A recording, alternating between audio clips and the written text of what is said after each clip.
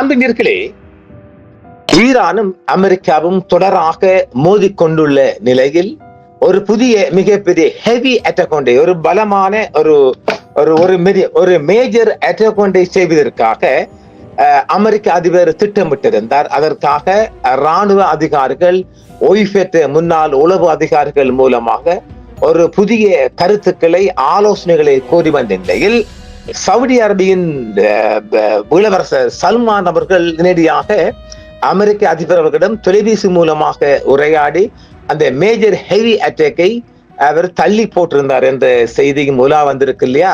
அந்த செய்தியை நாம் கொடுத்திருந்தோம். அந்த செய்திகள் கசிந்த நிலையில் ஈரானில் உட்கட்டமைப்புகள், அதாவது 7 மாகாணங்கள் இருக்கின்ற சுமார் 42 குடிநீர் வசதிகளின் சென்டர்களை சைபர் அட்டாக் மூலம் ஈரான் தாக்கியுள்ளதாக அமெரிக்கா தெரிவித்திருக்கின்றது. ஹேக்கர்ஸ் மூலமாக சைபர் அட்டாக் தான் சொல்லலாம். சைபர் அட்டாக் மூலமாக அவர்கள் அந்த தாக்குதல் செய்திருப்பதாகவும், மிகப்பெரிய ஒரு இழப்பு அமெரிக்காவில் ஏற்பட்டுள்ள வெள்ளப்பெருக்கு மற்றும் குடிநீர் வசதிகளை கொதிக்க வைத்து குடிக்குமாறும், என்றால் அவங்களுடைய இயக்கம் ஒன்றும் இயங்கல். இந்த தண்ணி வசதி, உட்கட்டமைப்பு வசதி, குடிநீர் வசதி மூலம் மிகப்பெரிய சைபர் அட்டாக் கொடுத்திருப்பதால் அவர்கள் கம்ப்யூட்டர் மூலமா தானே எல்லாம் செஞ்சு வந்தாங்க. அது செய்ய முடியாத அளவுக்கு மிகப்பெரிய திருப்பு முனையாக, உலகத்தை திரும்பி பார்க்கும் அளவுக்கு ஈரானின் மிகப்பெரிய டெக்னாலஜி வெற்றி கண்டிருப்பதாகவும் புலனாய்வாளர்களும் தெரிவிக்கின்றார்கள். மிகப்பெரிய ஒரு அதிர்ச்சியாகவும் அமெரிக்காவுக்குள் ஏற்பட்டிருக்கிறது. குடிநீர் வசதிகள் மீது இந்த தாக்குதல் அமெரிக்க மக்களை மட்டுமல்லாது உலகத்தையே ஆச்சரியப்படும் அளவுக்கு ஒரு மரண அடிகொண்டை ஈரான் கொடுத்திருப்பதாகவே பார்க்கின்றோம். அதற்கு முன்பாக அமெரிக்காவின் மத்திய கட்டளை குழுவான US சென்ட்ரல் கமாண்ட் அமைப்பு ஈரான் மீதான தனது தற்போதைய இராணுவ மற்றும் மூலோபாய நடவடிக்கைகளில் புதிய மற்றும் வழக்கத்திற்கு மாறான வழிகளை கண்டறியும் நோக்கில் மின்னஞ்சல் மூலம் கருத்துக்களை கோரியிருந்தது. ஈரானை பேச்சுவார்த்தை மேசைக்கு கொண்டு வர அல்லது நெருக்கடிகளை அமெரிக்க பாரம்பரியமான வழிகளை தாண்டி நெருக்கல்களை அதிகரிக்க ஒரு புதிய மற்றும் ஆக்கப்பூர்வமான சிந்தனைகள் தேவைப்படுவதால் இந்த மின்னஞ்சல் அனுப்பப்பட்டுள்ளதாக சென்ட்ரல் கமாண்ட் ஏற்கனவே ஒரு ஊடக செய்தியை நேற்று முன்தினம் கொடுத்திருந்தது. அமெரிக்காவின் மத்திய கட்டளை குழுவின் சென்ட்ரல் கமாண்ட் உளவு பிரிவை சேர்ந்து உயர் அதிகாரி ஒருவர் அங்குள்ள இராணுவ ஆய்வாளர்களுக்கு மின்னஞ்சல் ஒன்றை அனுப்பியிருப்பதாக தெரிய வந்தது. ஈரானை பேச்சுவார்த்தை மேசையில் கொண்டு வர அல்லது கடுமையான நெருக்கடிகளை வழங்க வழக்கமான வழிமுறைகளை தாண்டி புதிய ஆக்கப்பூர்வமான மற்றும் மரபுசாரா வழிகளை, new creative and unconventional way to pursue and punish Iran பரிந்துரைக்குமாறு அந்த மின்னஞ்சலில் கேட்டுக்கொள்ளப்பட்டிருந்தது. காரணம் என்னவாம்? ஈரானுக்கு எதிராக வான்வழி தாக்குதல்கள் மற்றும் தற்போதைய இராணுவ நடவடிக்கைகள் எதிர்பார்த்த பலனை தரவில்லை என்பதால் டொனால்ட் ட்ரம்ப் அவர்கள் மாற்று மற்றும் எளிதான வழிகள் குறைவாக இருப்பதாலும் இந்த அவசர கருத்து கேட்பு நடத்தப்பட்டுள்ளதாக செய்திகள் வெளிவந்த வண்ணம் இருந்தது. இத்தகைய கடித பரிமாற்றங்கள் மற்றும் ஆலோசனைகள் நடந்து கொண்டிருந்த வேளையில் தான் சவுதி அரேபியா உள்ளிட்ட கட்டார், வளைகுடா நாடுகளின் தலைவர்கள் விடுத்த வேண்டுகோளை ஏற்றி அமெரிக்கா சில தாக்குதல்களை கடைசி நேரத்தில் தற்காலிகமாக நிறுத்தி வைத்துள்ளது என்பதும் குறிப்பிடத்தக்கது. கடந்த 36 மணி நேரமாக எந்தவித தாக்குதலும் ஈரான் மீது தொடுக்கவில்லை என்பதும் மேலதிக செய்தி. அமெரிக்க இராணுவத்தின் மத்திய கட்டளை குழுவான சென்ட்ரல் கமாண்ட் அமைப்பின் உளவு பிரிவை சேர்ந்த உயர் அதிகாரி ஒருவர் அங்குள்ள பரந்தளவிலான இராணுவ ஆய்வாளருக்கு அந்த மின்னஞ்சலை அனுப்பியிருந்தார். அதாவது குறிப்பிட்ட சில நபர்களுக்கு மட்டும் அல்லாமல் கீழ்நிலை முதல் பல்வேறு நிலைகளில் உள்ள இராணுவ வல்லுநர்களிடமிருந்தும் புதிய யோசனைகளை பெறும் நோக்கில் இந்த மின்னஞ்சல் பகிரப்பட்டதாகவே செய்தி வெளியாயிருந்தது. தாக்குதலின் நோக்கம் மற்றும் பாதிப்பு என்று தற்பொழுது, அதாவது இந்த நிலைமையில் தான் அமெரிக்காவில் குடிநீர் வசதி கொண்ட உட்கட்டமைப்புகளின் மீது ஹேக்கர்ஸ், இனம் தெரியாத ஹேக்கர்ஸ்கள் உட்புகுந்து மிகப்பெரிய தாக்குதல் தொடுத்திருக்கின்றார்கள்.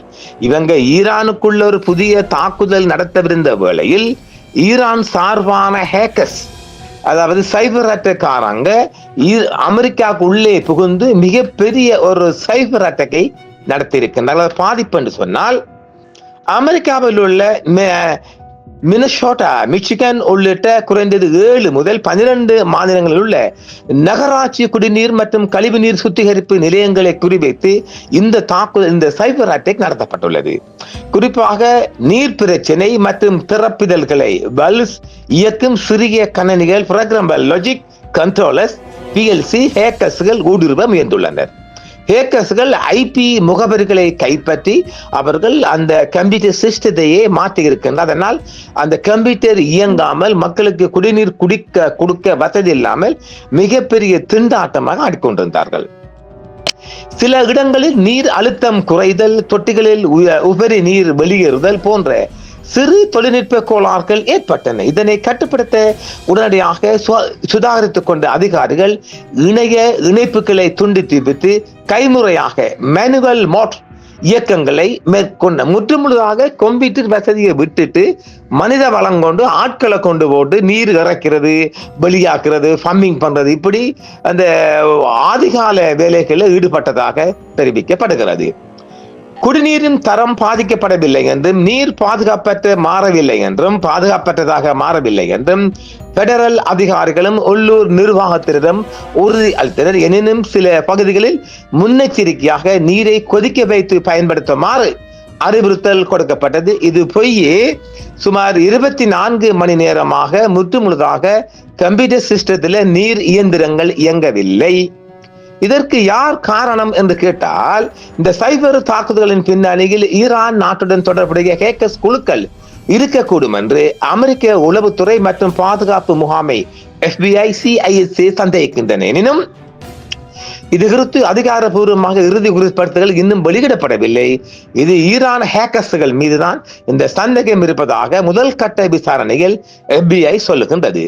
அமெரிக்காவின் குடிநீர் கட்டமைப்பு மீது ஒருங்கிணைந்த சைபர் தாக்குதல் முயற்சி நடந்திருப்பது உண்மை என்றும், இருப்பினும் துரித நடவடிக்கைகள் காரணமாக பெரிய அளவிலான பேராபத்துக்கள் தவிர்க்கப்பட்ட நிலைமை கட்டுப்பாட்டுக்குள் கொண்டு வரப்பட்டுள்ளது என்றும் தெரிவிக்கப்படுகின்றது. அமெரிக்காவின் பெடரல் ஹீரோ மற்றும் சுற்றுச்சூழல் பாதுகாப்பு முகாமை வெளியிட்டுள்ள அதிகாரப்பூர்வ எச்சரிக்கையின்படி இந்த தாக்குதல்கள் முக்கிய தொழில்நுட்பம் கருதி இந்த தாக்குதல் நடத்தப்பட்டதாக தெரிவிக்கப்படுகிறது. கட்டுப்பாட்டை கைப்பற்றுவதாக இணைய இணைப்பில் இருந்த நீர்பீச்சிகள் மற்றும் வால்வுகளை கட்டுப்படுத்தும் சிறிய கணனிகள் PLC புரோகிராமபிள் லாஜிக் கண்ட்ரோலர்ஸ் ஹேக்கர்கள் ஊடுருவி தங்களது கட்டுப்பாட்டுக்குள் கொண்டு வந்துள்ளார்கள். IP மற்றும் கடவுச்சொல் பாஸ்வேர்ட் மாற்றம். அவ்வாறு கணனிகளுக்குள் நுழைந்த ஹேக்கர்ஸ்கள் அந்த சாதனங்களை IP முகவரிகளையும் IP அட்ரஸ், நிர்வாக கடவுச்சொற்களை, அதாவது அட்மினிஸ்ட்ரேஷன் பாஸ்வேர்ட், சரியா, அட்மினிஸ்ட்ரேட்டர்ஸ் பாஸ்வேர்டை மாற்றிவிட்டார்கள். செயலுக்கு செய்தல். இதன் மூலம் உள்ளூர் நீர் சுத்திகரிப்பு நிலைய அதிகாரிகளை அவர்களின் சொந்த கட்டுப்பாட்டு அமைப்புகளில் இருந்து ஹேக்கர்ஸ்கள் வெளியேற்றி லாக் அவுட் தடுத்து நிறுத்தி இருக்கின்றார்கள். இதனால் சில இடங்களில் நீர் அழுத்தம் குறைவது போன்ற சிக்கல்கள் ஏற்பட்டன. இதனை சமாளிக்க வல்லுநர்கள் அந்த சாதனங்களை இணையத்திலிருந்து துண்டித்து விட்டு உள்ளவையே கம்ப்யூட்டரை விட்டுவிட்டு கைமுறையாக மேனுவல் மோட் இயக்கங்களை மேற்கொண்டதுடன் மின் இணைப்பை துண்டித்து மீண்டும் அமைக்கும் முறைகள் மூலமாக கட்டுப்பாட்டை மீட்டனர்.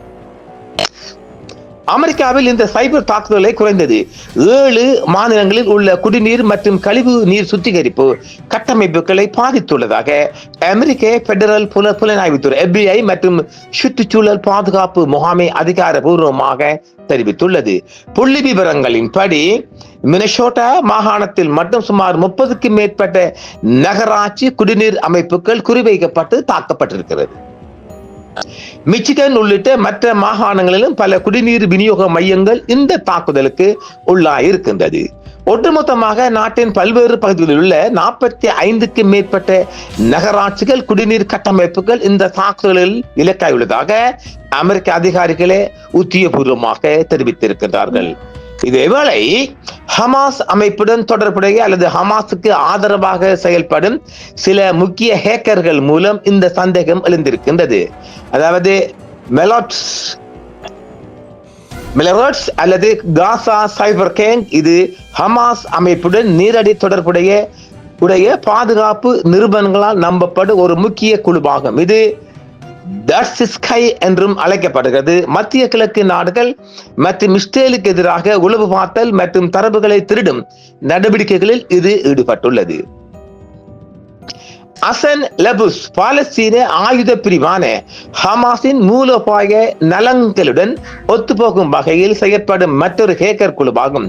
இது அரசு மற்றும் தூதரக அமைப்புகளை இலக்காக கொண்டு செயற்படுது. நாம ஏற்கனவே பலமுறை தந்திருக்கும் ஹண்டாலே ஹேக், இந்த ஹண்டாலே ஹேக் டீம் தான் ஈரானுக்கு கூட செஞ்சிருக்கலாம். இது ஈரானின் உளவுத்துறையின் முகமூடியாக செயல்படும் ஒரு குழுவாக கருதப்பட்டாலும் தன்னை தீவிரமாக பலஸ்தீன ஆதரவு மற்றும் ஹமாஸுக்கு ஆதரவான ஹேக்லிஸ்ட் குழுவாக பிரகடனத்தை கொண்டுள்ளது. இஸ்ரேல் மற்றும் அமெரிக்க அமைப்புகளுக்கு எதிராக சைபர் தாக்குதல்களை நடத்தி ஆவணங்களை வெளியிட்டுள்ளது. நாம் இது குறித்தும் ஒரு 4-5 வீடியோ தந்திருக்கிறோம். ஹண்டாலா ஹேக்கர்ஸ் குழு, இந்த குழு தான் இப்பொழுது அமெரிக்காவுக்குள்ளே இந்த குடிநீர் வசதிகள் மீது தாக்கி இருக்கலாம் என்று அமெரிக்கா சந்தேகப்படுகிறது. ஹண்டாலா ஹேக் டீம் தான் மிகப்பெரிய உலகிலே பவர்ஃபுல்லாக பார்க்கப்படுகின்றது. அடுத்த குழுக்களாக கில்நெட், இது ஒரு ரஷ்ய ஆதரவு ஹேக்கர் குழு. இஸ்ரேல் மீது ஹமாஸ் தாக்குதல் நடத்திய காலகட்டத்தில் ஹமாஸுக்கு வெளிப்படையாக ஆதரவு தெரிவித்து இஸ்ரேலிய அரசு மற்றும் பாதுகாப்பு வலைத்தளங்கள் மீது சைபர் தாக்குதல்களை நடத்திய குழுவாகவும் பார்க்கப்படுகின்றது. இப்பொழுது அமெரிக்காவின் குடிநீர் கட்டமைப்புகள் மீது அதாவது பலஸ்தீன ஆதரவு கொண்ட ஹண்டாலா ஹேக் டீம் தான் செய்திருப்பதாக அமெரிக்கா சொல்லப்படுகிறது. அது முழுதாக ஈரானின் ஒரு சைபர் அட்டாக் குழுவாகவும் பார்க்கப்படுகிறது.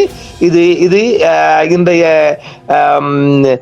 புதன்கிழமை நாளில் உலக பரப்பில் மிகப்பெரிய ஒரு இஷ்யூ செய்தியாக எல்லா மொழிகளிலும் வெளிவந்த வண்ணம் இருக்கின்றது. அமெரிக்காக்குள்ள கண்ணுக்குள்ள எண்ணெய் விட்டு ஆற்றானே ஈரான், அவனை சொல்லணும். மற்றும் ஒரு காணொளியில் சந்திப்போம். என்றும் உங்களுடன் சன்ரைஸ் இந்தியா டிவி சப்ஸ்கிரைப் பண்ணுங்கள், பெல் பட்டனையும் கிளிக் செய்யுங்கள். உங்கள் ஆதரவே எங்கள் சேவை. ஆதரவு தாருங்கள், அரவணைப்போம். மறக்காம சர்ப்ரைஸ் பண்ணுங்க. தேங்க்யூ.